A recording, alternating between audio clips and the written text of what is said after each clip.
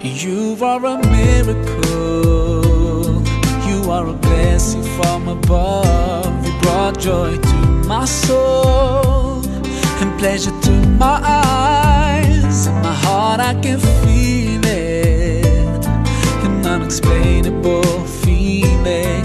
Being a father, the best thing that I could ever ask for. Just thinking of you makes me smile. Holding you, looking in your eyes, I'm so grateful for having you. And every day I pray that you'll find your way. You know I love